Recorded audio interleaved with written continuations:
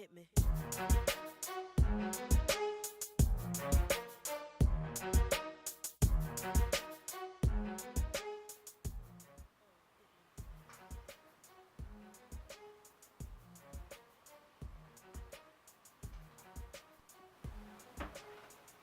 Bonjour à tous, je vous propose de partir à la découverte du nouveau réseau social en vogue, Pinterest.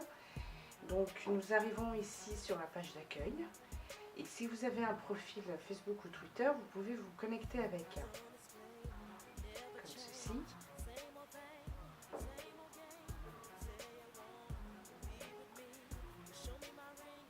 Donc on arrive ici sur la page d'accueil de Pinterest et vous êtes donc enregistré avec votre profil Facebook, enfin connecté tout du moins. Comme dans tout réseau social, on vérifie puisque vous êtes arrivé sur cette page grâce à une invitation, puisque cette version est toujours en bêta. Quand vous arrivez sur un réseau social, la première chose est de remplir correctement votre profil. Donc vous cliquez sur votre nom ou sur votre photo. Vous arrivez sur cette page et puis vous modifiez votre profil.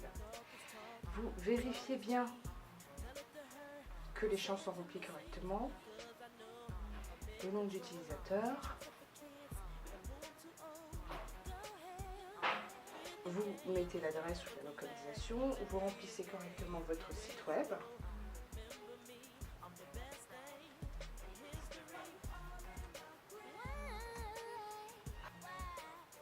Vous vérifiez que les liens sont faits sur Facebook afin de créer toujours du lien d'une page vers une autre, de créer ainsi du référencement un peu plus qualifié. Vous vérifiez également Twitter et vous vérifiez que votre visibilité, voilà. Donc là, vous évitez de masquer votre profil si vous souhaitez qu'on vous retrouve dans les moteurs de recherche. Vous enregistrez une modification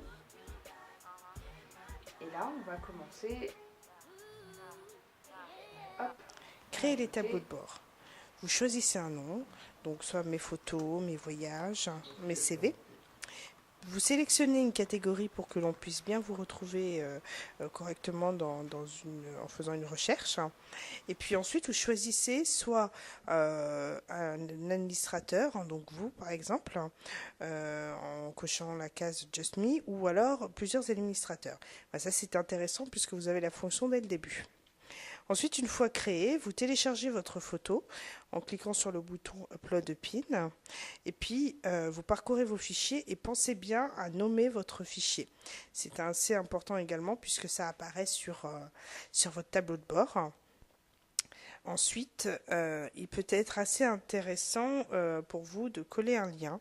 C'est-à-dire qu'une fois que votre image est intégrée et qu'elle apparaît sur la tableau de bord, si on clique sur le lien qui est attaché, par exemple si c'est votre page Facebook ou votre site internet, la photo de votre site internet, on atterrit directement sur votre page. Donc voilà, toujours dans ce but un petit peu de créer du lien et du trafic de votre site ou de votre blog vers cette page et vice versa. Voyons voir ce que cela donne sur le profil. Donc vous voyez bien que nous avons créé nos tableaux de bord, ce qu'on peut appeler également onglets. Et voici à quoi ressemble votre profil. Donc vous y retrouvez au centre vos derniers pins.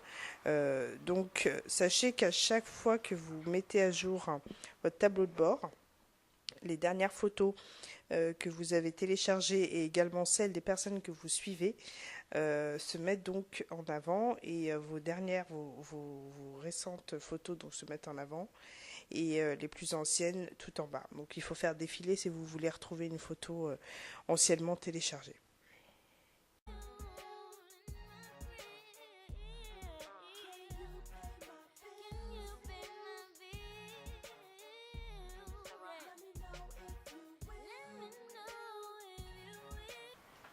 Quand une image vous intéresse, au-delà du simple bouton like ou alors celui de repin, d'épingler sur votre mur, vous pouvez laisser un commentaire. Voilà, c'est le minimum d'interaction que vous trouverez sur Pinterest. Vous pouvez dire ce que vous pensez de la photo, laisser un petit commentaire.